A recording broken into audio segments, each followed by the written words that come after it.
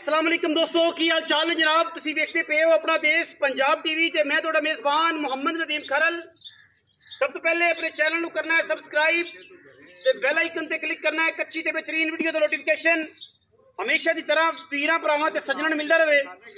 अल्लाह के फजलो करम नाल वीरां वास्ते जनाब एक पहलन बुलबुल का बच्चा वीरां दे जनाब सामने अल्लाह के खास फजलो करम नाल मूँह तो छिगी पहलन कट्टी अखां बिल्लियां मन मन दियां मत्थे ते फुल्ली सिर कतरी कतरी नास जनाब फीनी जोटी जनाब पुत्रा वर्गी पहलन वीरां वास्ते असीं लैके हाजिर होए हैं। बाकी लैने देने हमेशा की तरह मुकद्दर ने। वीरां दी पूरी भरपूर जनाब कोशिश ते मुहब्बत दे नाल वीरां वास्ते पहलन लैके असीं हाजिर होए हैं। और जनाब पहलन में बुलबुल का बच्चा है, पिछले पैर धोते ने, दुन्नी कोले का निशान कोई नहीं, थन बड़ा खूबसूरत रुग रुग का झरी वाला और मरले मरले की बेहतरीन वंड अल्लाह के फजलो करम नाल पहलना मई दे विच एडियां वंडां एडियां सफाइयां बहुत घट आंदियां ने। पहलन कट्टी है, मूँह तो छिगी है और जनाब सिर बूथी तुसीं पहले ही वेख लिया। मैं दी थणा दी वंड इंतहाई खूबसूरत और जनाब कमाल दा पीस लैने देने मुकद्दर माशाअल्लाह पुत्रा वर्गी जनाब झोटी है। और जनाब झोटी की क्या खूबसूरती ते क्या क्लास है। तोड़ फेर के झोटी नूं विखावांगे। थणा दी वंड जिहड़ी है पीढ़ियां दे पावर की खूबसूरत और इंतहाई कमाल दी असीलतां बड़ियां ने, नफीस बड़ी है, खूबसूरत बड़ी है। और माशाअल्लाह अगले सूबे झोटी का जिहड़ा क्राइटेरिया है वह इंशाअल्लाह चंगियां चंगियां मई दे विच आवेगा। बाकी मैं अपना आप खुद दसदी है, सिर मैंने बिल्कुल कुंडे करके विच जनाब कोके जड़ देने ने और इंशाअल्लाह पहलना दे विच गानी नाल देंगे। जिहड़ा वीर नूं लवेगा सेल जिहदे घर जाएगी इंशाअल्लाह उन्होंने नाल गानी फ्री ऑफ कॉस्ट देंगे। छज्जा वर्गे कन किट किट पशम सारी कट्टी दे उत्ते और जनाब नाल बोली मैं भी बन्नी है असी। और जनाब ताकि मैं जी थोड़ी डरदी सी, थोड़ा जिहा वाधा घाटा करती सी, इस करके जनाब असी बोली भी नाल ही बन्नी सी कि जनाब बोली नूं कोई किसी किस्म का छोटी मैं नूं पहले नूं कोई वाधा घाटा ना हो, कोई ऐब ना हो, कोई परेशानी ना हो।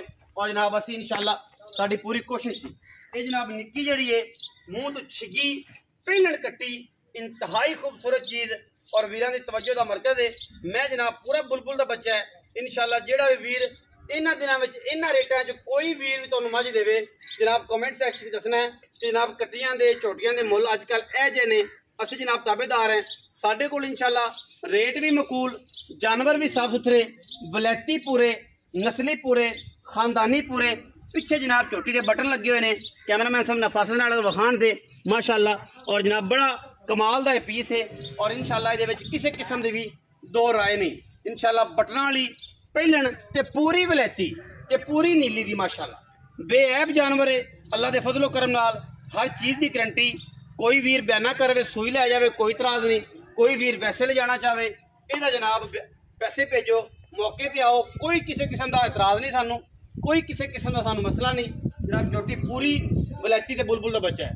जनाब टोर खतरा झोटी सली करवाइए थोड़ा बड़ा स्कूटर पीछे करे थोड़ा लम्मी टोरी चाचे दे पुत्रा झोटी नूं जनाब तसलियां दे नाल आपां टोर के हाफसा जनाब विच आ गए ने मैदान दे माशाअल्लाह। जो काम मैं सारा असीं कर लिया उदों हाफसा आ गए ने। जनाब झोटी नूं पूरा टोर लम्मा टोरना ताकि झोटी विच किसी किस्म का कोई ऐब ना रहे और जनाब झोटी अपना आप सारा कुछ दसे तसली बख्श कट कट पैर टुरदी है माशाअल्लाह। बुलबुल का बच्चा है अल्लाह के फजलो करम नाल पहलन जनाब कट्टी और जनाब बिल्कुल बेऐब जानवर बरीकियां नफासतां खूबसूरतियां झोटी दे विच पूरियां।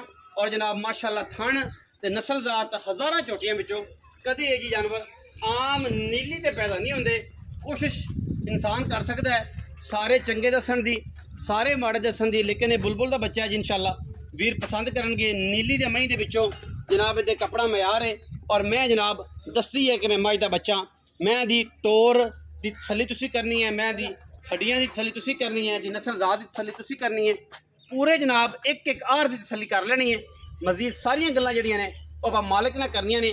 ये जियां पहलना पहली गल तो आम जमदियां नहीं तो जे जमदियां ने तो रेट मालिक बड़ा ज़्यादा करते हैं। अज की वीडियो इंशाअल्लाह रेट भी मुनासिब होएगा, इंतहाई कमाल का होएगा। और जनाब आप सब आओ खान तुसी यार अस्सलाम वालेकुम जी। वालेकुम क्या हाल चाल है? अल्हम्दुलिल्लाह ठीक ठाक इलाका खैरियत क्या नाम है? मोहम्मद जुनैद खान। जुनैद खान भैंस कितना सुहा है? अच्छा पैलन मैं जी पंजाबी है, साड़ा छोटा वीर है, लगता पठान है। मैं 3 साल बाद मिलया ते मैनू ये लग्या मैं पठान में ही लैन आए बेटे ने।